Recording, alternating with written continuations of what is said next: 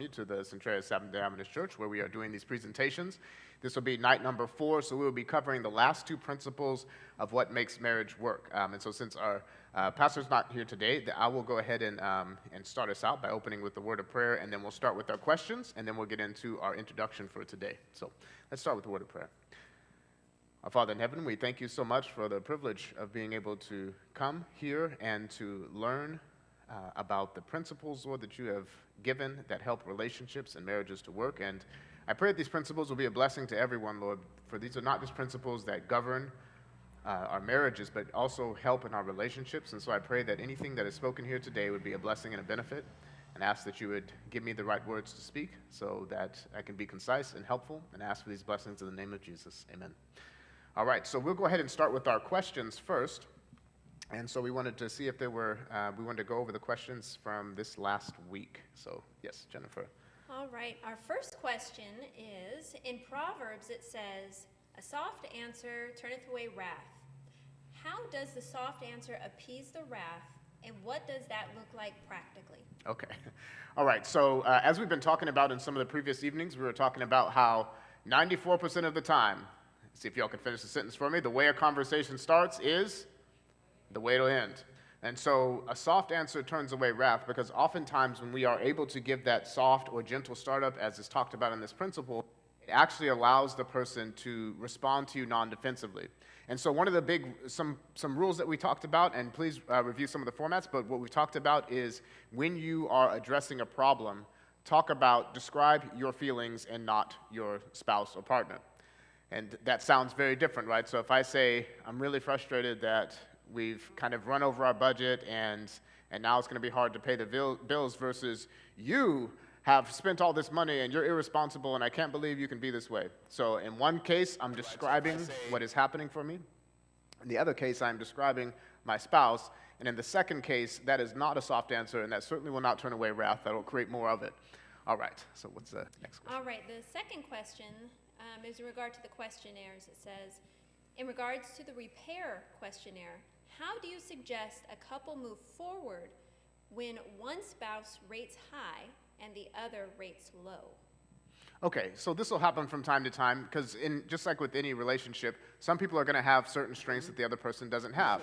I mean, you do with it the same thing you do with anything else. We just focus on it, and we try to talk with each other and find out why these repair attempts are difficult. So let's just use this example here. In the repair attempts, some of the things that help you to rate higher are if you make efforts to de-escalate the conversation, or if you're willing to listen when somebody else is making those bids. If you are the person who's like good at it or better at it than your spouse, you might start asking them questions about what about this is hard for you. Like, what about this is like, what's happening between us that makes this difficult? Because you might be good at something, but it might be because the other person makes it easy for you. So it's like, so I try to look at things systemically. Like, if somebody is struggling with the skill, sometimes it's not just something that they're missing out on, in which case, you would just go through the book and look at some of those strategies there and practice them.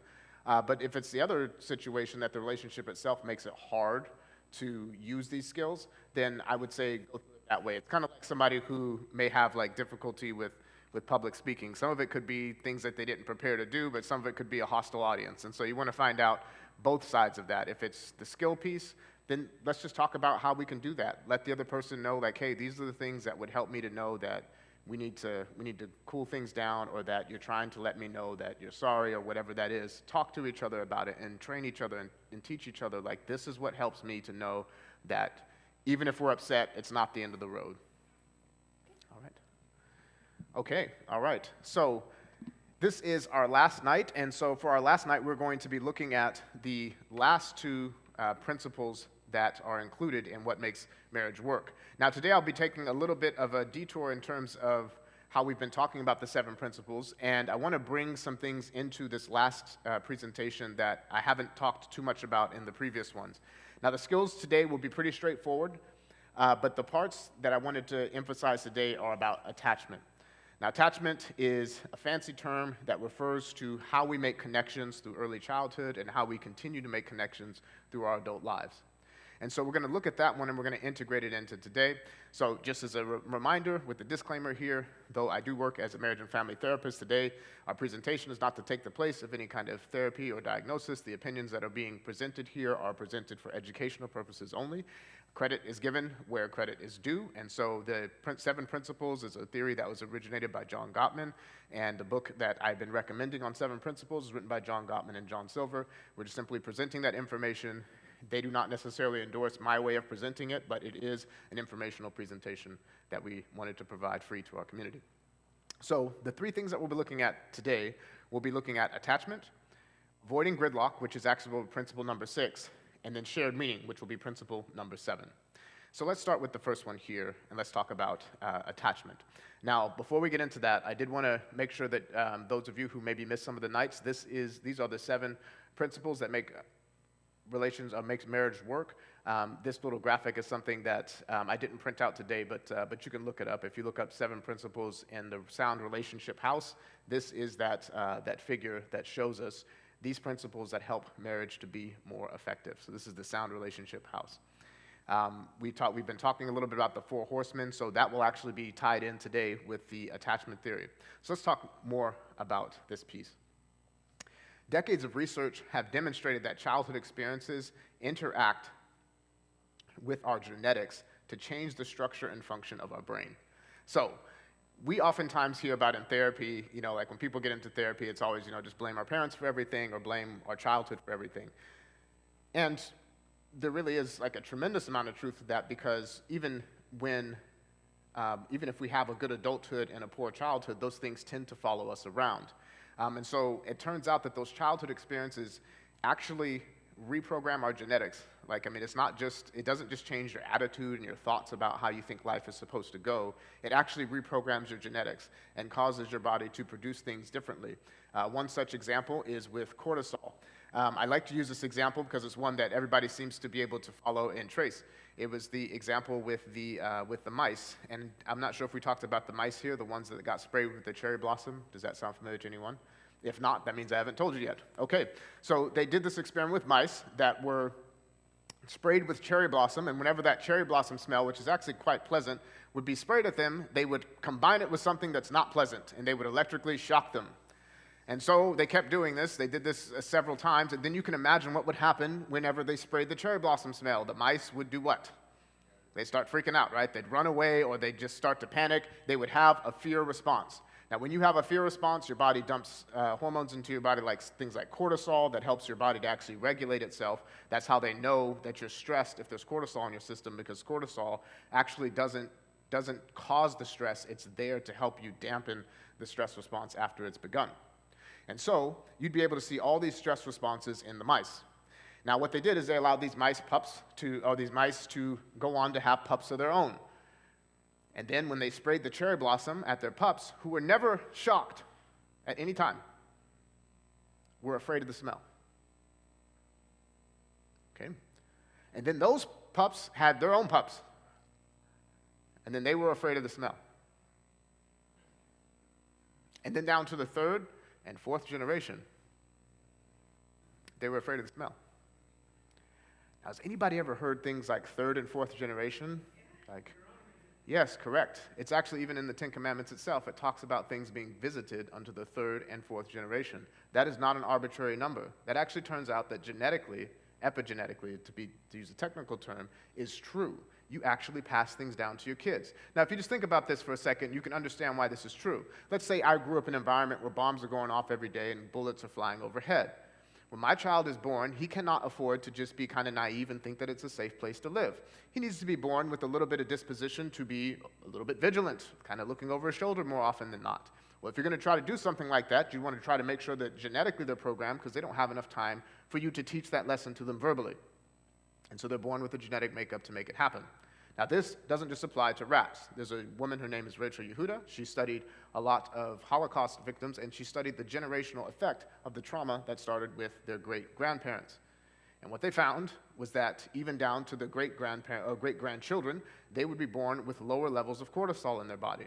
Now, if you have less cortisol in your body, what will begin to happen is that whenever you have a stress response, it will linger longer.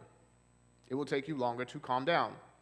And PTSD, post-traumatic stress disorder, is a disorder that is developed when you stay in a heightened state of shock. If you look at all the symptoms of PTSD, most of them match with exactly what you would experience if you were about to get into a car accident. So, as you're driving along and you think everything's fine, you see this stupid deer run out into the road in the middle of the night, you slam on your brakes, and you're about to hit it. What is going on with your heart at that particular moment? Heart is racing. What kind of words come to mind? Soliloquies, poetry? Okay. So most of what you would try to say in that particular moment would be just guttural or just noises, and then you sleep on the horn and the deer continues to stare at you and you're like, this is why you guys get eaten. And you don't have nice things to say. Well, it turns out that in that particular moment when you're experiencing all those things, that is precisely what is happening for somebody who has PTSD, except the problem with them is they don't come back down. They just stay up there almost all the time. And if they do come back down, it's not low enough. They constantly feel stressed.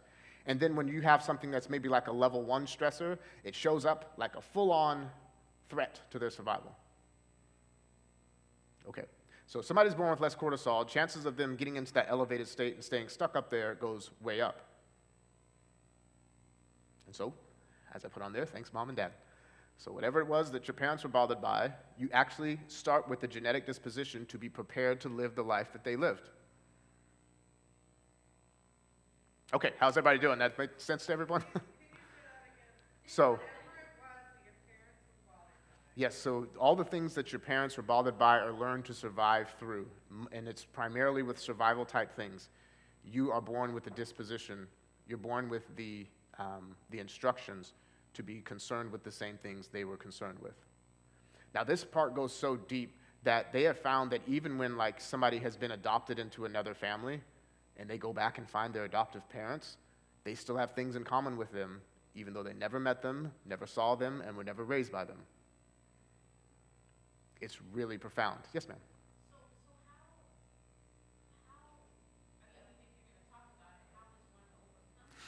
That's a good question.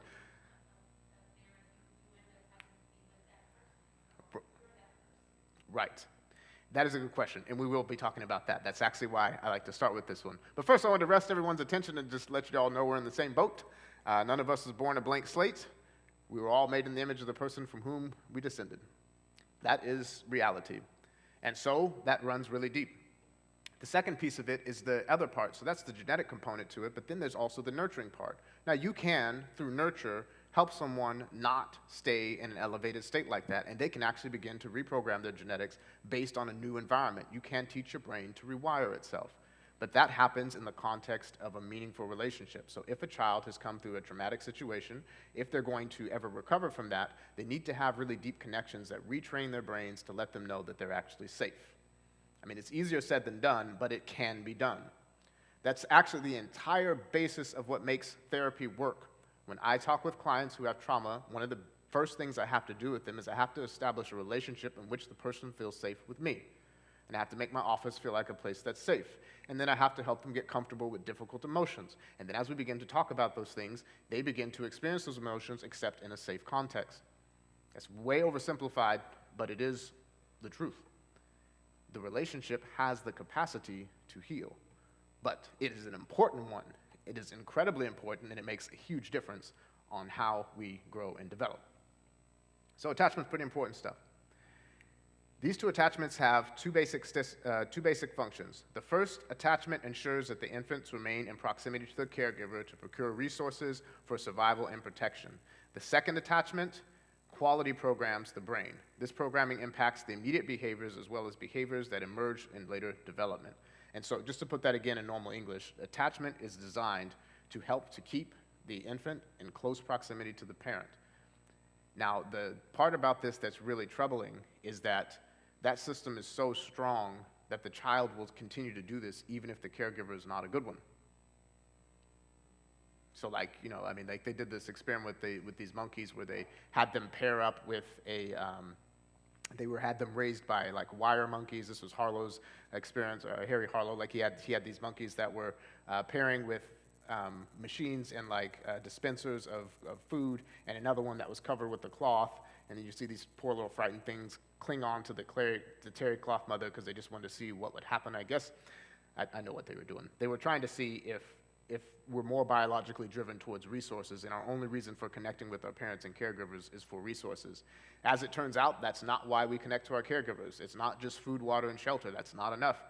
And so sometimes if you've ever had that conversation with your kids where you're like, hey, I fed you and did all this other stuff, if they don't seem content by that, it's because there's this whole other component that's necessary. And without that component, these monkeys actually went on to develop what looked like traumatic stressors. They'd be super violent, or they would be completely reclusive. Then they let these traumatized monkeys have their own kids, and when they had their kids, they would do horrible things to them, including it got so bad they had to separate them because they would almost tear off limbs and bite the fingers off of their infants when they tried to cuddle with them. It was awful. But these infants, even when they were damaged this way, would still continue to try to cling to the parent because that's what their biology tells them to do. It's incredibly powerful. The attachment system is very powerful. The reason I'm talking about all this is because it's the same system that engages when we get involved with close and intimate relationships with each other. It's the reason why the relationships can be so challenging. Okay, so these early life experiences can dramatically alter the number of specialized communication cells within the brain. These experiences can then increase or decrease the complexity of the neurons. Everything inside of your brain will wire itself to accommodate the experience that you've had. Okay, so I'll stop going through all the scientific stuff. I hope it's interesting to you, but I want to get into how this thing shows up in relationships. So Sue Johnson is another clinician who, similar to Gottman, who has these 7 principles that make marriage work. She also works with couples, and she focuses really heavily on attachment theory. And she talked about one of her early experiences with couples, and I just wanted to read it to you and maybe make some sense out of why it is that this shows up this way. So here's what she said. She said, I remember one wildly angry pair whose fight escalated to the point that they threatened to kill each other in my office. What I didn't know at the time was that while I was trying to prevent the double homicide, the clinic's director and staff were poised on the other side of the door, debating about whether or not someone should come in to the rescue. Do you think she can handle it? One whispered to the other. At that moment, they all heard me break into a melee and shout at the top of my lungs, "Shut up, both of you!" And ensuing silence, ensued, and the director said to the worried assembly, I think she'll be just fine. I thought that was cute. And now, just to let you know that that stuff's not fake, I mean, like this week when I was just working with a family system, I actually had to get in between them because one of the family members was getting up to punch the other one. And this is even amongst, people who are financially successful and have done well in life and all this other stuff. But you tap into that attachment system and people will treat it like it is a survival situation. And that's because it is. Okay. So with that, you mean like mother or parent, child? Yes, in this case, yes. Yes. Like that's about as much as I can say without disclosing more than I'm supposed to, but yes. You will find those same kind of things engage, and it will gauge whether the people are still children or whether the children are adults. It's the same system that engages. It is a survival response. And it's why arguments can get so tense between us, because we're fiddling around with something that's that deeply important. Yes? I don't mean to distract you from the direction you're going. Is this attachment system true for any human relation, like employer-employee or whatever, or just strictly speaking of parent-child? Yeah, so every relationship to some degree will tap into this. If you just want to think about the person as being like, if you want to think about the person, so repeating the question, so he was asking, is this something that only applies to like the marital and family relationship, or does this apply to friendships, social relationships, employer-employer? It applies to all relationships, which is kind of the next piece here, is that the way that we learn to experience our caregivers is not just teaching us whether or not our needs will get met, but it's also teaching us how the world works. Like it goes pretty profoundly deep. When I talk to people and I start asking them what they believe about the world, like really deeply held beliefs, I also start asking them, when did you first start coming to believe that? And when they trace it back, it always comes back to the same place, every single time. It's rare that somebody develops a belief later in life that doesn't have some connection to something that they experienced earlier in life.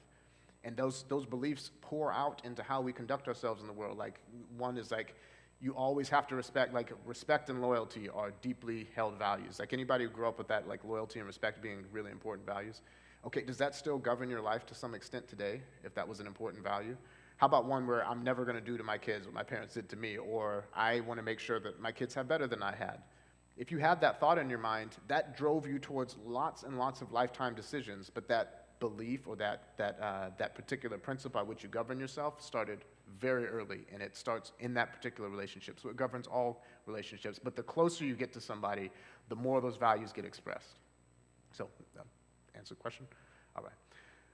So, how does this show up in couples and families? Well, as I said, because this is such a deeply held survival response, it shows up in a way that is very visible. Now, I don't have enough time to do this a lot of justice, but there are 4 kinds of attachment styles that are talked about in the attachment literature.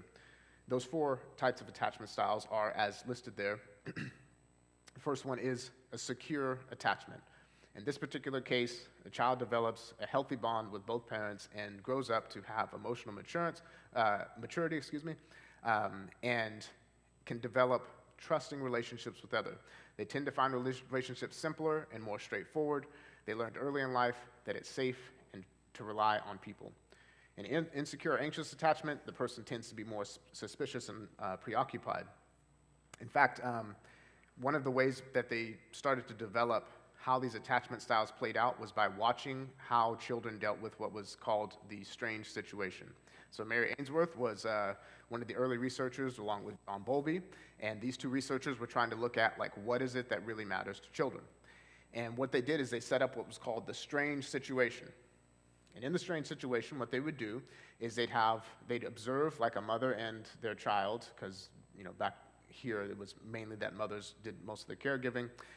They would observe mother and child relationships, and then they would have them go into a room, and then mom and child would kind of play, and then mother would leave the room for a little bit of time, and then sometimes they'd have a stranger go into the room with the child, and then after that, after a period of time, the mother would come back, and what they did is they observed how did the child interact before, and how did they interact after. And there emerged from it initially 3, but ended up being 4 distinct patterns. If there was a healthy connection between mom and child, when the mother and child were playing, you can see this interaction where mother looked at child. There was lots of correspondence in face and tone in the way that they played. When the mother left, the child would be appropriately upset, would kind of get really distressed. When mother was in the room, before leaving the room, if the child felt really close to the parent and felt connected, the child would go around playing with things. And they'd kind of do that thing that kids do where they go back and check in with the parent for just a moment. It's kind of like they would look them in the face. Our youngest son, whenever he would play, he would keep himself busy with something, then he'd walk over to my wife and put his hands on his face and make her look at him, and he'd just go like this. And after he got that look, he went back right back to what he was doing. It was like he needed to recharge the battery to make sure it was okay to go be by himself again. It's like, I need to see that you are here, that you still care about me, that I exist. Got it. And then goes back out there and plays again. So in the secure attachments, that's what they saw. So when the mother would leave, they'd get a little bit upset. When the stranger would come in, they'd be apprehensive, which, you don't have to teach infants. They know to be kind of scared of strangers. And then if everything kind of seems safe, they might look a little leery at the stranger, might play with a couple things. Mom comes back in. They're very excited to see mom. And if they were distressed at all, they're quickly consoled, and they go right back to playing again. That's your secure attachment. For that second one up there, for the insecure attachment, or what was originally called ambivalent attachment, the child, when they were playing, would sometimes be really just finicky and panicky. Always had to see where the parent was, wouldn't really leave very much to go play. If moms even started to get up, they'd freak out. And whenever the mother would leave, sometimes they had to just interrupt the experiment because the child would be throwing so much of a fit and getting so anxious that they were just inconsolable. When the parent returned, they would go up to the parent and grab them, and then sometimes they would hit them, and then when they tried to console them, they'd pull away, but at all times they had to know exactly where mom, or in this case, where mom was, and they were inconsolable. It was like they could not get enough of their moms. In fact, the way that one person said it was that they kept seeking for the parent who never really seemed to be there. And that's how they began to treat the caregiver. And so if you're listening to this, you can hear how some of these things play out in relationships. The third kind was the avoidant kind. These ones were unusual because as soon as they got in the room, they went to straight exploring. They started playing with the toys and doing all this stuff, and they didn't even really seem to notice or care when the parent was there. And when the parent left, they played with the toys. Parent came back, they continued to play with the toys as though the parent did not exist. This was called the avoidant type. They seemed to be very independent. And then, of course, there's the last one, and this is the disorganized type.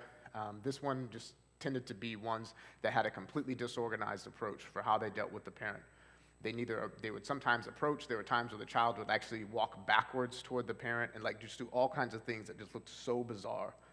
And the reason they were doing this is because the caregiver oftentimes in this situation was both the source of safety and danger. Like the parent was either abusive towards them or was like extremely neglectful, and all of their efforts to try to gain the parent's attention never worked. And so they would just have this completely disorganized way of approaching the relationship. Now, when these people grow up to be adults, the way this shows up in a relationship is just like how you might expect. Those who are given more to the insecure or avoidant types tend to be more of like your withdrawers, your stonewallers, the people who kind of shut down when all the conversation is going on. Because what they found is that the children who didn't seem to care and they played with their toys, whenever the parent would leave, even though they kept playing, they noticed that their stress levels were every bit as high as the ones that were freaking out and throwing fits. They just didn't show it. They learn to be invisible. They keep their escalated emotions to themselves. And so, just like what the research had demonstrated, those who tend to stonewall are often more elevated than the person who's using a lot of words. It's the same style, but it starts early. That's the avoidant one. So that's the third, the insecure avoidant one that you see there, yeah. And that's one of the four horsemen that we had on there was stonewalling. That is what is happening for them. Now, their reasons for not reaching out, in spite of oftentimes the narrative that you'll hear from people who tend to be more of like the avoidant type, is that feelings just cause a lot of problems. We don't need to talk about our feelings. Feelings just get you in trouble, et cetera, et cetera. I don't need anybody there for me, et cetera. And that's because they've learned to not try to seek comfort through another person. They just sit there and deal with it inside of themselves. The insecure anxious types, just like what you heard there, can escalate. Like they want to be close to the other person, but then they come at them with criticisms and all kinds of other stuff like this. In fact, you can look at each one of these, and I put them up here. They're linked with the principles. So the stonewalling corresponds to the avoidant attachment. The criticism corresponds to the anxious or ambivalent attachment. The defensiveness is usually the response of either one of those, but it's the response to the other person's coping mechanism. So to explain that, defensiveness comes up if you're the withdrawer, whenever you start to get more quiet, that causes the anxious one to get more defensive. And that defensiveness comes out through trying to say, okay, now you're just not going to talk to me, you're just going to stare, you're just going to pretend like you can't hear what I'm saying. Like that's how that starts to come out. On the flip side of it, the stonewaller, when the anxious person starts to throw out criticisms, the stonewaller defends themselves more by just staying more quiet. And so defensiveness is actually a response to the other person's efforts to get that connection with you or to find that safety in the relationship. The last one, contempt, is what actually comes in when the person believes that the other person is the problem. Like that is a result of long-standing defensiveness, and contempt is usually the worst one of all the four horsemen. It's when we give up on the other person or we consider the other person to be the problem and not that there is a problem. The problem is the other person. Now, all of these things are repairable because what is strongly needed in the attachment, from the attachment lens, is the secure base. So in those illustrations we were talking about the mother walking out of the room, the mother becomes this secure base. Now, anybody ever play freeze tag or anything like that, where you have like, or hide and go seek? Yes, okay, so there was a base, right? And what happens when you made it to base? You're safe, right? Nobody can tag you anymore. But the fun of the game wasn't to stay too close to the base. Like, I don't know if you ever had anybody you played with, but like they just hid like 2 feet away from the base. It's like, come on, man, that's not fun. Exactly, right, but where's the fun? But that same thing can happen in the relationship too. Because if you're the kind of person that only feels safe if your partner, your spouse is like right here, then the same thing happens. It's like, this is not fun anymore. It's like I can't even move, and like you just like scoot right in. It's like, ugh. So anyway, that same thing happens. So if the base is secure and accessible, then that's not necessary. We can actually give each other space and also know that the closeness is possible. Because then you have the other people who hide so far away, no one's going to bother looking for them. Right? And so that's the avoidant type, right? So there's going to be the person who hides like 2 miles away, and it's like, well, I'm safe, but then you're not even part of the game anymore, which is exactly what happens in the relationship. Because what's needed is a secure base. The person who's hiding really far away doesn't believe there is a safe base, and so they just count on their hiding. All right, does this make sense to everyone? Like, didn't lose anyone? Okay. I figure hide and seek is a good way to think about all this stuff. It's lots of pages of research.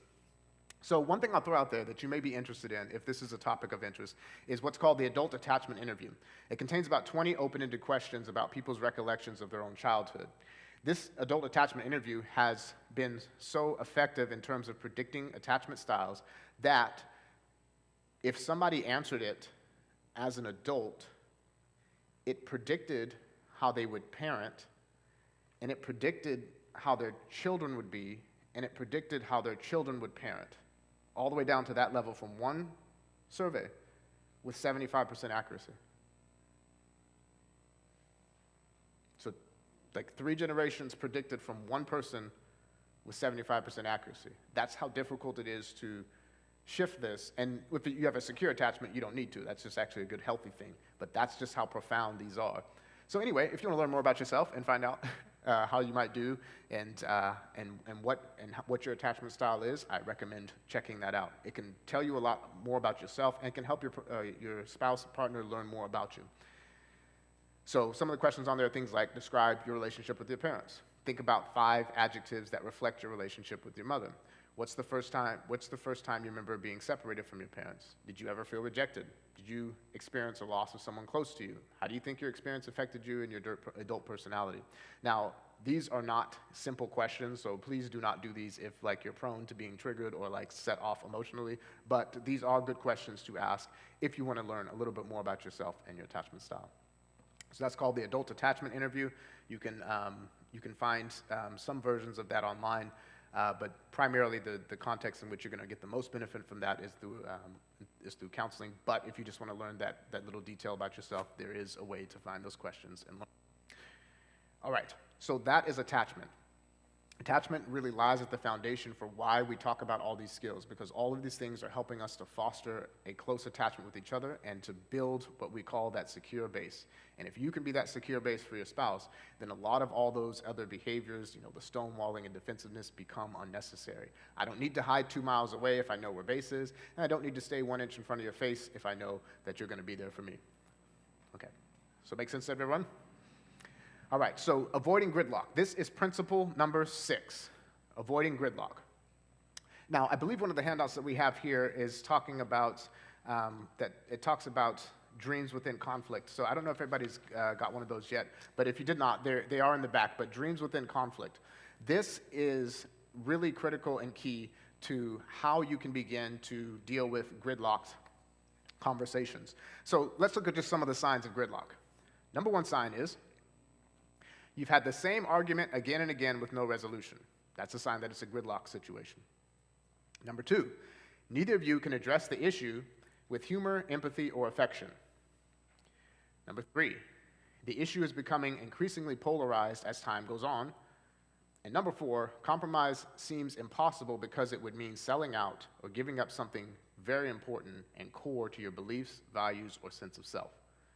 So these are the things that tend to let you know that this could be a gridlock situation. Now, you don't have to stay stuck in gridlock, but if you're dealing with something that's a gridlock issue, it is something that is not just easily resolved with the problem-solving skills that we talked about last time. So hopefully did everybody get the handouts from last time around the problem-solving? And if you didn't, we do have extra copies of it, but those problem-solving skills are great for conflicts that are not like these ones. And so again, these signs, if you've had the same argument again and again with no resolution, if you can't address the issue with humor, affection, or empathy, like you get so flooded with your side of it, like, I cannot believe you don't understand why you shouldn't spend money this way, or I cannot believe that you have these views on intimacy, and you just think it's just, for procreation only. Like, those kind of arguments are not just going to resolve by just simply using some of the problem-solving skills. We have to get deeper into the woods on that one. And so that Dreams Within Conflict is that handout that's going to talk to you a lot about that one. So let's take a look at a couple things that we can talk about today. This is a quote from Gottman, where he was talking about this. He said, "You want to navigate your way out of gridlock. You have to first understand that no matter how seemingly insignificant the issue, gridlock is a sign that each of you have dreams for your life, and that the other person isn't aware of, hasn't acknowledged, or what? Doesn't respect." That is often what is happening. It's a sign that somebody has something that is a major dream and importance to them. So if you recognize whatever one of these is, if you're thinking about what's this gridlock conversation we keep having, this is a signal that whatever you're talking about is something that is deeply important to the person who keeps bringing it up. And probably to you and to some degree as well, because you may have dreams that are coming into contact with each other. Now, the thing that's really profound about that is if it's that important to the other person, probably anything you can do to hear that dream out, to respect that dream, to acknowledge that dream, is going to deeply impact them emotionally. Like, if you could just once listen to me, if you could just once understand why this hurts so much or why this makes me feel so sad, the level of relief that someone will feel if you can connect with that is tremendous. So, as we talked about last time, the deeper the conflict is, the deeper the possibility of connection that comes out of it. Okay. So let's look at just a couple other points about gridlock. One of the things he says, too, is that you want to keep working on unresolvable conflicts. Couples who are demanding of their marriage are more likely to have deeply satisfying unions than those who lower their expectations. Now, how many people have heard that, you know what, you just have to accept that this is the way it is, just lower your expectations, just realize that they're just never going to get it? Anybody heard advice like that? Just suck it up and deal with it. Those marriages are bound for dissatisfaction. Because if you stop advocating for the things that really matter to you, you will not end up being happier as a result. Now, just intuitively, that makes sense. It's just like, sometimes we can get stuck at a job, and that's just how it is. That might be the best job that's going. But if you're talking about a marriage and a relationship, if something means that much to you, and you just decide to lower your expectations, guess what's going to come trolling in behind it? Lots of resentment. Lots of contempt will start to build up. And so we actually have to address these things. You don't just put it on the back burner and lower expectations. You actually address it. Now, you don't address it in some harsh, mean way, because as we said before, however the conversation starts, 94% of the time, that's the way it's going to end. So you want to start it softly, but you do not want to just give up on something that is deeply held as a dream of yours. Find a way to talk about it. So, looking just a little bit further into this, we want to look at what are some dreams that you can find that person might be looking into. So I didn't put it on here, but there's a list of dreams that Gottman kind of lists that will come out in a conversation. One of them is somebody might really have a strong desire to have a sense of freedom. They spent most of I've talked to couples where one of them said that, when I was growing up, because I was the oldest sibling, I had to take care of my siblings all the time. I was always, having to be like little mom or little dad in the house. And now that I'm out on my own, I want to be free from that. That's why I don't want to have kids. That's when I want to do any of this stuff ever again. You want to find out what that dream is and why it's there. Another one is just feeling at peace, because everything was always chaotic. It was always noisy. Now, for me, I love to sleep with music on, and I used to love to sleep with music on. I like white noise machines and fans, because that just helps me, and my wife likes it dead silent. And so we have to find some kind of compromise for that, and there's reasons why those things matter to us. And so why is it that that sense of peace is so important, and then how do you obtain it? How do you find that middle ground between the two of you? Just a couple other ones just to share with you, just so you have a little bit of a sense of what this is. Another one could be adventure. Like, some people don't want to feel like they're tied down and bored. This is like, if all we do is just, drive the same block every single day, go to the same stores, do like the exact same routine, and we never step out, we never adventure, we never try new foods, we never try to, explore new countries, but Anyway, get myself in trouble because I'm that person that doesn't go around doing a lot of world exploration. But for somebody who loves adventure, this can be something that you can explore with them. You might find ways to have those adventures together. A sense of justice, a spiritual journey, honor, consistency with my past values, healing, having a sense of growing. These kinds of things are all that are all things that could be on that dream list. So what you want to do is you want to learn how to become a dream detective. You want to find out how to become a dream detective. So you want to be able to see how you can help these dreams, how you can detect where these dreams are and why they keep coming up in these repetitive conflicts. So I have up here a couple of examples for us to look at. Let me just go ahead and read this quote for you. It's common for both partners to not feel entitled to their dreams. They may see their own desires as childish or impractical, but such labels don't end the longing. If the relationship doesn't honor the dream, conflict will almost inevitably ensue. In other words, when you bury a dream, it just resurfaces in a disguised form as a gridlocked conflict. So try as we might to just say we don't care about those things, what will happen is they'll just come up in little fights about little things that really aren't getting at the core of why this matters so much. So what do we do? So let's take a look at some examples, and let's see if we can catch a couple of dreams. In this first one, I'm going to read the sample to you and then show you just an example of how you might do this. So in this first example, you have Brandon and Ashley. So Brandon, he says, I think my wife is too neat and tidy. I find myself constantly trying to find things after she's cleaned up. I think she's being inconsiderate and overly controlling, and I am tired of it. Okay. So obviously this is something that Brandon takes very personally. He thinks that because his wife is going around cleaning things up, that she's just trying to hide things from him. If you listen to that very carefully, you can probably just begin to imagine what is it that's going on for Brandon that's making him think that by his wife cleaning things up, that she's trying to be controlling. Now, if you don't have that as a particular, if that doesn't interfere with the dream of yours, that sounds silly. But if we just thought really carefully about this, there might be some answers to why this is. So here's one suggested answer. So if we're looking for his dreams within the conflict, they might be, I want to feel free, and I want to feel free in my own home, which kind of goes back to that other dream there. Like this person may have this desire for that freedom. My mother was very concerned with appearances and kept the house overly neat, with the furniture covered with plastic. Anybody grow up? Anybody ever do the plastic furniture thing, or had relatives that had the plastic? Oh man, I remember going to someone's house, and I would sit down, and you just hear the plastic rub up against the other cushions, and everything's just, and it's just like, of course, if you spill juice, it rolls right off, and it's like, see, that's why I put the plastic there. But then it's like, why do you have a couch with this nice veneer on it that's like smooth, but you can't touch it? You're just touching plastic. Okay, so anyway, my own childhood issues, I guess, coming out with that one. So for him, he felt like his mother was more concerned with keeping the house clean than she was with the inhabitants of the house. Like, I don't care what you do, just as long as you don't touch the furniture.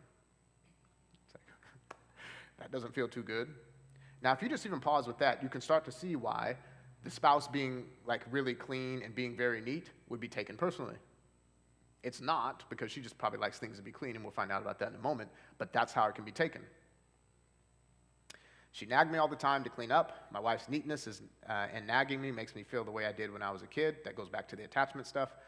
To me, a messy home means comfort and freedom from criticism.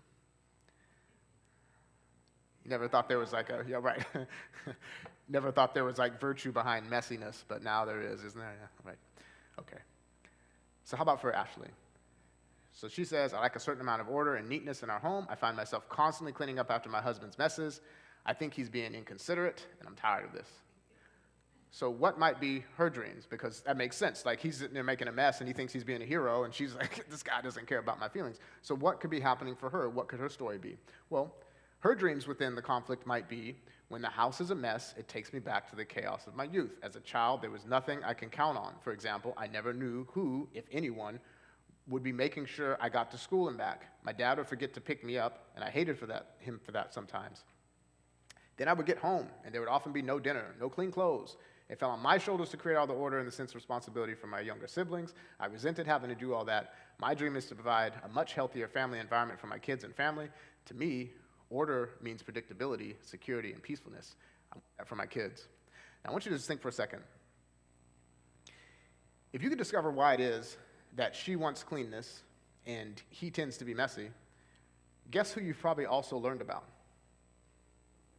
You've learned about both their parents. Isn't that interesting how that works? sometimes we do kind of marry our parents. So anyway, that's not a death sentence, though. It just means same problems, you got to just work them out. Relationship. So how about Kyle and Nicole? So Kyle says, my wife is very emotional and claims that I am far too emotional. This difference between us makes us feel that she is overreactive and out of control sometimes, perhaps overly sensitive. I think that being rational is usually the best approach to strong emotional situations, not getting more emotional. My wife claims that I am hard to read and too distant. Now, if you were going to try to just poke a little bit into Kyle's experience, what would you assume could be his story behind this? What might be the dream that's buried there? Now, I'm just going to pause for about 30 seconds or so. Y'all can discuss amongst yourselves, and I'll kind of come back and just see what you all come up with. Actually, I encourage you to discuss among yourselves what you think Kyle's situation is. Now, of course, there's not like a right or wrong answer to this one, but I'm curious if anybody can see, if looking into the story, if you can start to pick up the details of what it is that could be driving Kyle's experience. So I'll give you all about 30 seconds to try to see if you can figure it out, and then we'll go on to our next slide and look at what that is. We'll do that for one more, and then we'll move through the rest of this. So can you pick out what Kyle's dream might be based on his commentary here about what he's saying about this situation? So about 30 seconds.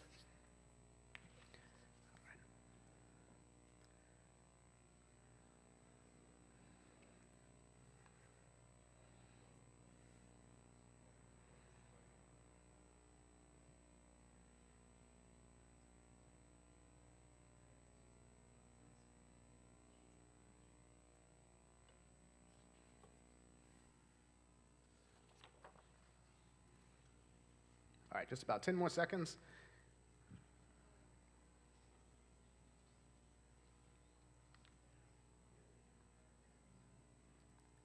All right, okay, all right. Any ideas? Anybody want to throw a couple details out? Remember, again, it's not like any wrong answers, but if you're trying to detect what could be that dream, what could be that underlying thing that's happening here, anybody want to throw out a couple of guesses for Kyle? What's going on with him possibly?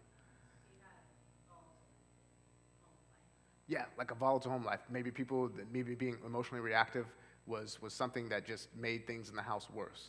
All right, anybody else? Nobody wants to throw a guess. Okay, like he could be stonewalling. He could just be getting, okay, so like avoiding the whole thing. Maybe he's getting flooded by the situation, kind of like how stonewallers do. It just seeing all that emotion really overwhelms him. Okay, so seeing her is more on the insecure and anxious side, like maybe that emotional response is something that she puts out there so that she's not ignored and she's not just left alone, like wants that connection and closeness with him. Yeah. Yeah, I think that perhaps Kyle may be a little disappointed that his wife is not the strong lady that he may have wanted. Mm-hmm. Maybe his mom, he's in touch with his mom, and she acted differently. Mm-hmm. So it's almost like a reverse thing where he tries to mirror your part. So. Yeah. Okay, so the comment there was that maybe his mom was a very strong person and was very emotionally composed, and then when he sees her, it looks like she's falling apart. It's like there's this disappointment that, like, how come you're not the strong person like the person I grew up with, and can't you be that way for my kids? All really good guesses. Yeah.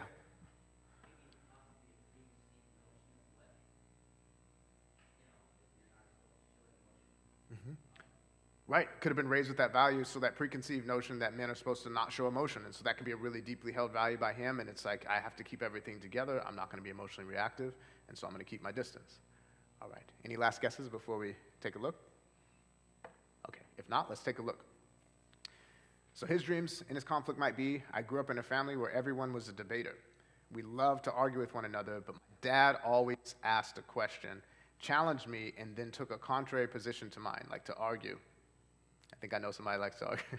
So he would challenge and would start these arguments. It was a no holds barred, and we all loved it. But getting emotional was illegal in this debating contest. And so, because debating was illegal, getting too emotional was illegal, it's something that he avoids. Once someone got emotional, the argument was over, so staying in emotional control was highly prized in my family. It still is. So maybe I should be more emotional, but it's not in my makeup.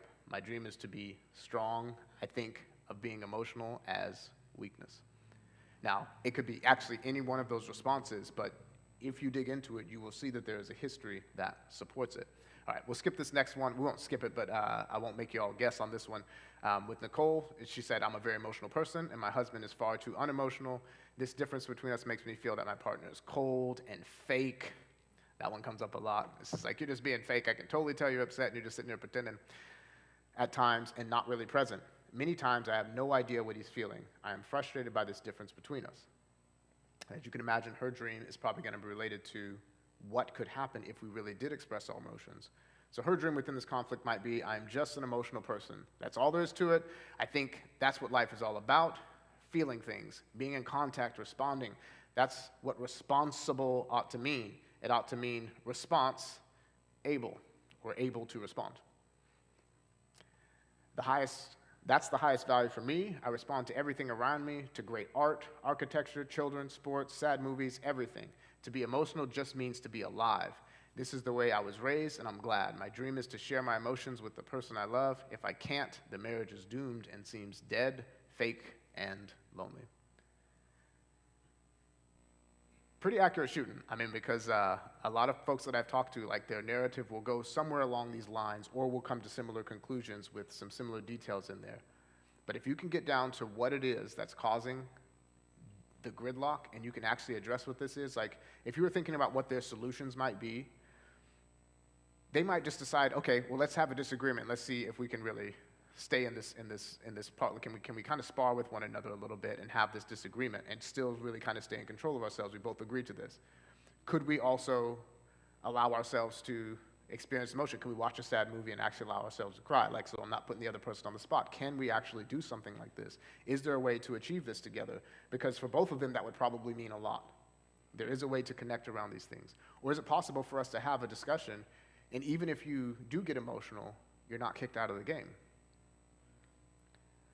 So once you identify this, there starts to become ways to negotiate meeting both of our needs. So some steps to avoiding gridlock. Number one is to detect and discuss the dreams within the conflict, which we were talking about there. Number two is to soothe and decrease the heart rate. Now, one of the other handouts that I gave to you there was on relaxation. With the relaxation step there, this one kind of just walks through ways to relax. Just as a disclaimer, I'm not endorsing, doing any kind of meditations and stuff, but there is something to taking deep breaths, being out in nature, allowing the mind to picture things that are peace, that create a sense of peace.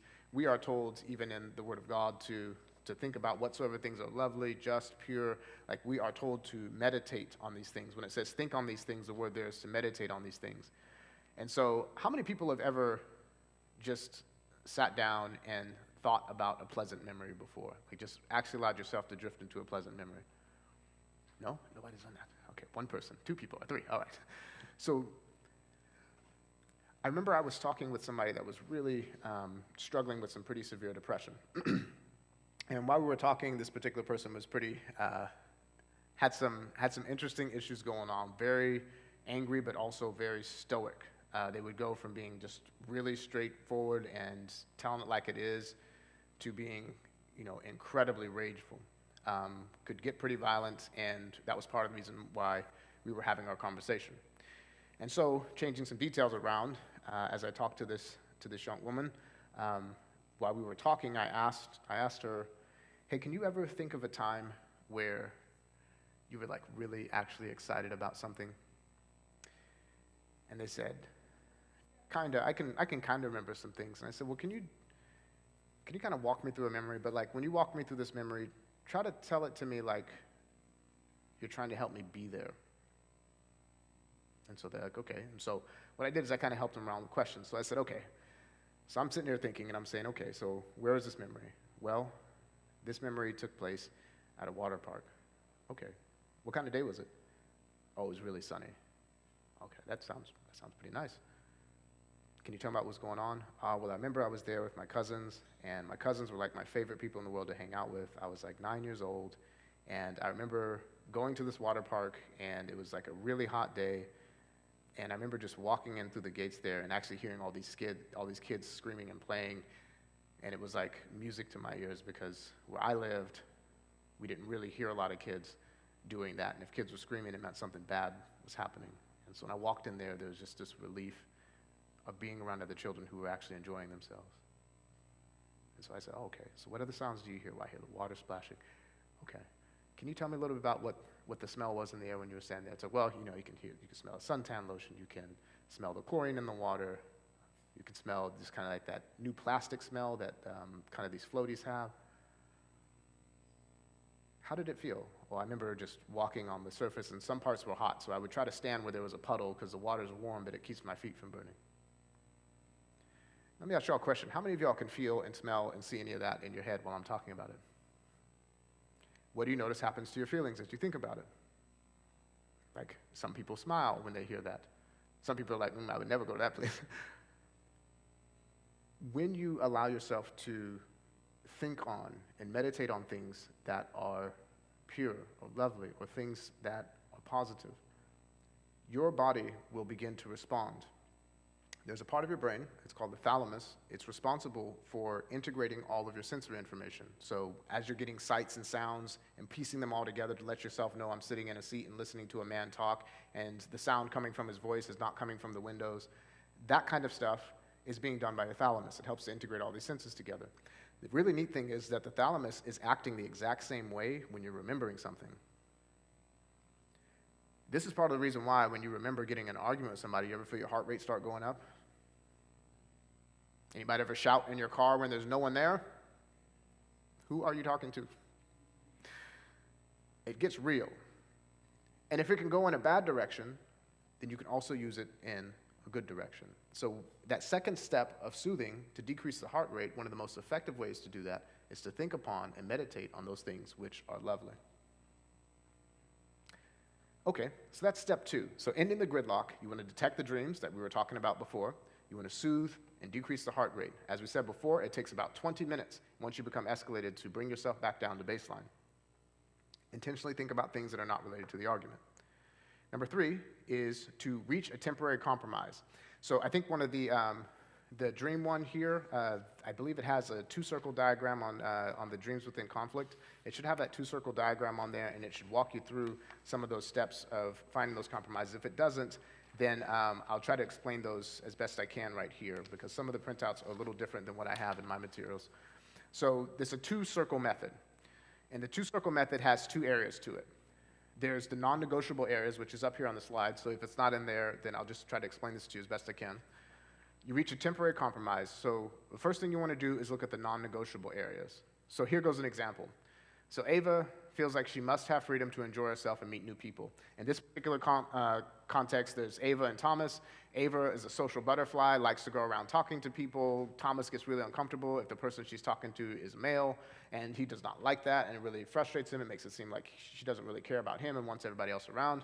So when this happens, she feels like she's trapped. She can't go and talk with other people. He feels like he's being abandoned and neglected in some sort of way when she doesn't spend time with him. So if we were just going to try to take the non-negotiable pieces of it, here they are. So Ava has to be able to feel like she has some freedom to enjoy herself and meet new people. For Thomas, he cannot abide with her dancing or touching other men, even in a friendly way, which I will not comment on that, but y'all can piece together what I'm thinking. So he cannot abide the dancing or touching with other men, even in a friendly way. So that's their non-negotiable parts of the circle. Like, we're not going to do that to each other. I'm not going to trap you from meeting new people, but you're also not going to, be doing what I consider flirting with other men. Okay, that's their non-negotiable area. Then you identify the areas of flexibility. For Ava, she doesn't have to be completely separate from her husband at parties. Like, she can continue to meet people and still spend time with her husband as well. Like, it's not either or. For Thomas, he can tolerate her talking with other men for a few minutes, but that would include, not doing what he would consider flirting. The temporary compromise is that they will stay together at parties for about half the time. The other half she can go off and mingle with by herself, but she will not dance or touch other men, and if he tells her he's upset by her behavior, she'll stop. Like, that is a compromise. That may not be one that you all want to make, but it's the one that they just give as an example here. So what you do in this 2-step compromise is you find out what's non-negotiable, and then you find out what is negotiable, and you bring those things together. Now, it's called temporary because that might work for a time, and then you might decide, okay, this was a stupid idea, let's try something else. So you all can decide whether or not this is a good idea. Okay. Third one is recognize when something's an ongoing conflict. Like with the example that we gave before, Ashley will always hate clutter. Brandon will always hate orderliness. Like, we know that these are kind of like the non-negotiable areas, so we know that these things are probably not going to change about them. Now, I actually take a little bit of issue with that. I don't know that that's actually true. I've actually had people who started out loving something, but once they figured out why they loved it, they found better ways to go about finding it. But I'm just giving you the principles as they lay out there, but it's unlikely that those things will ever become like a deeply held thing. As somebody that did not tend to be super organized, I've gotten really, really excited about order. Like, I start filing things, but I'm probably never going to be zealous about it. Like, that's true. But that you'll just always be messy, I'm not quite sure about that. But you probably will not. It probably will not be your favorite thing to do if it's not. If your dreams are diametrically opposed to it. So notice when there's an ongoing conflict. Then the step 4 is be able to say thank you. When your spouse reaches out to you in some way, tries to meet and compromise with you, express appreciation. Like, it actually is difficult to meet each other, especially when your dreams are clashing up against each other. The dreams that aren't clashing up against each other are the arguments you're not having. So those are not the places where compromise is necessary. If your spouse is willing to compromise you, say thank you. Now, you can also see how a lot of these things, again, blend into relationships outside of the marriage as well. Like, this is something that is important to be aware of, even outside of even in friendships and other kinds of relationships, but even more so in the marriage, that this becomes necessary. Okay, so we're on our last principle, and we're on our last few minutes here. Shared meeting. So there are 4 pillars of how you develop shared meeting. The first one is rituals of connection.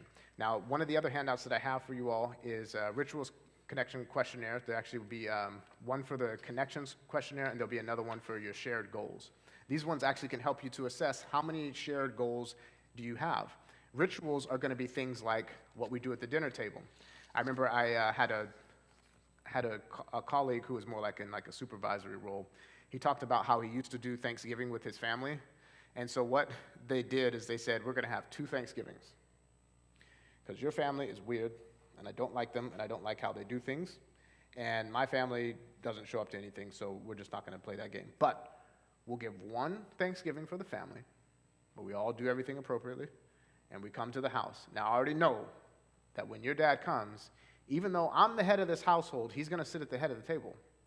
And I'm going to have to eat that right there, because if I get into a conflict with him, this is going to, he's passive-aggressive, he's going to make this scene. So we're going to have this, your family's here for Thanksgiving kind of thing, where we already know I don't like what's going on, but we're going to make this compromise. And then we're going to have the Thanksgiving we actually want, which means we're going to invite our friends over, because they know what part of the table I sit at and what part of the table you sit at. And they don't let little Billy sit there and do text message all day during Thanksgiving dinner, because, we all actually share our values and agree on these things. And this became a ritual. And what they did is they'd also invite somebody to their house that they know did not have family. And so it became a shared ritual and a meaningful ritual with them. And so they made their own Thanksgiving. If you haven't done that, you may consider trying that too. One for the family, and then one for your chosen family.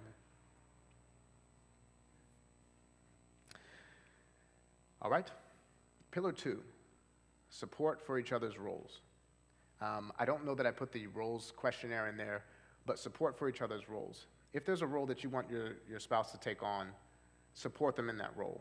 Like, if it's like, I would like you to take care of things at the house, don't make that hard on them. Like, if you're asking somebody to do the dishes in the house, don't just not soak your dishes and do all these things to make doing the dishes infinitely harder. Like, help the other person out. Like, make it attractive to be in that role for you. If you want your spouse to be the breadwinner and all that stuff, make that exciting for that person. Compliment them for the good work that they do. Like, do something to make it mean something. Like, make somebody proud that they're doing all these things for you. Express appreciation. It's like, honey, you did a wonderful job at work today. Like, I'm glad you got that promotion. Just whatever it is, make that person feel proud and happy to be in the role that they're in. Number 3 is find shared goals. Now, I think for all of these ones here, there was one other handout. I think it's connected with that Dreams Within Conflict, where it actually goes through how you can there's an exercise for creating rituals and connections. So for this one here that has the Dreams Within Conflicts, on that second page that's in there, or third page technically that's in there, It actually has ways for you to create rituals in connection with each other. It gives examples of ways that you can create ones around recreation and so on and so forth. Now, for the one with shared goals, this is kind of like if I was using that example of, if we're talking about the example with the Thanksgiving table, you might have something like where you actually write down some sort of mission statement for your life. Like, what is it that you really want to accomplish in your life? If you knew that, if somebody came to your funeral, what kind of things would you want them to say about you? What is it that you want to accomplish before you die? I mean, that sounds like a morbid question, but it's actually a good one that helps to remind us like what we're here for. And if you and your spouse can actually begin to work toward that, then you can actually begin to have that shared mission statement. You can have a mission statement between the two of you. Number 3 on there, if you're looking at that sheet, it's on the 4th page there. On that number 3 on there, it asks this question. It says, if you were to write your own obituary, what would you like it to say? Now, I actually know somebody who wrote this out and did that, and it actually was a really meaningful thing. Like, just writing out your own obituary really calls attention to your life and what direction you really want it to go. It can actually be kind of therapeutic to actually think about it, because we don't give a lot of thought to how we want to be seen when we're gone. And whatever that is, that's something you can begin building today. The 4th pillar here is having shared values and symbols, like what symbols, such as photos or objects, show who your family is to the world. Some people have abstract pictures on their wall. I remember I walked in one house, and you can immediately tell, like, looking at people's bookshelves and pictures on their walls will tell you a lot about them. And sometimes it's the same thing in offices.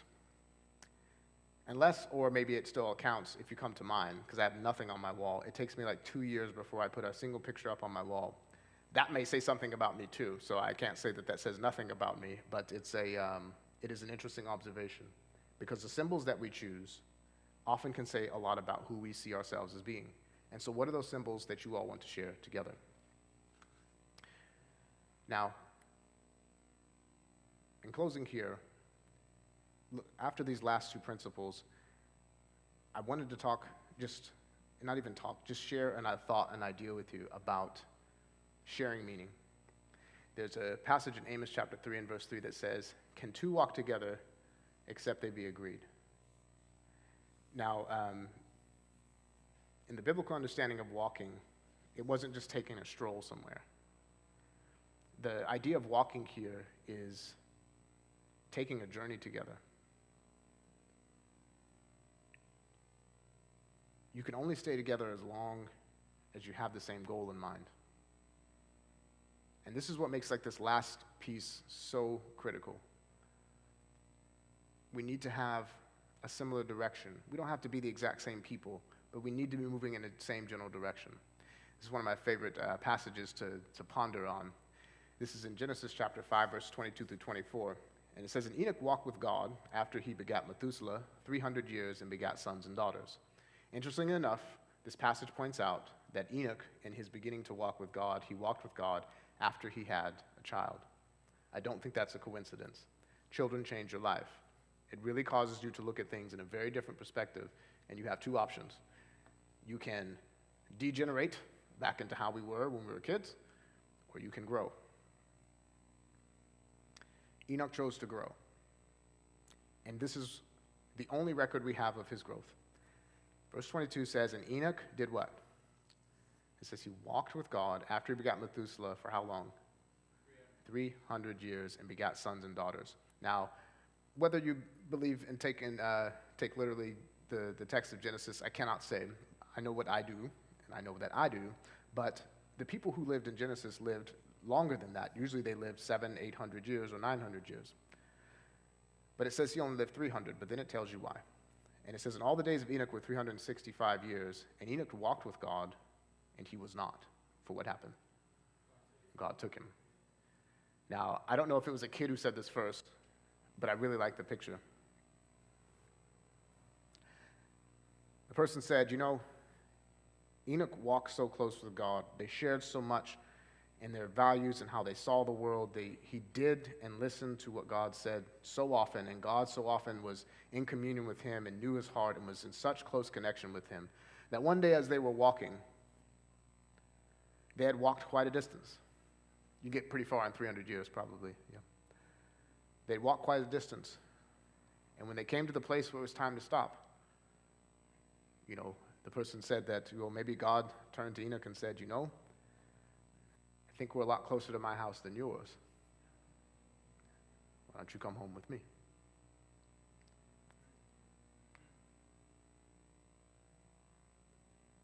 And thus it is. I think some of the rhetoric now is that part of the reason marriages aren't as successful is because we live too long. Like people used to die in their 40s, so you didn't have to stay married that long, right? I don't buy it. What's happening is we're not walking together. Because when you choose this walk with each other, you will have a similar response. We're pretty far from my house, and you're pretty far from yours. So why don't we build one together? All right. Well, let's close with the word of prayer, and then if there's any questions, I'll be here to answer any questions you might have, but let's close with the word of prayer. Our Father in heaven, we thank you so much for providing these principles by which we can allow our relationships to not only sustain and barely make it, but thrive. My prayer, Lord, is that for every marriage here and those who are watching and joining us online, Lord, that as they follow these principles, may they come to a similar conclusion. May they decide, Lord, no longer to go back to their old homes and their own ways and the things that they came from. May they make a commitment to build something together. And for those, Lord, who have not yet met you and connected with you, my prayer, Lord, is that they would find the same walk with you, that one day you may say to us what apparently was said to Enoch, that we're much closer to my home than yours, that you would invite us to live with you. I ask for these blessings in the name of Jesus. Amen. All right, well, thank you all.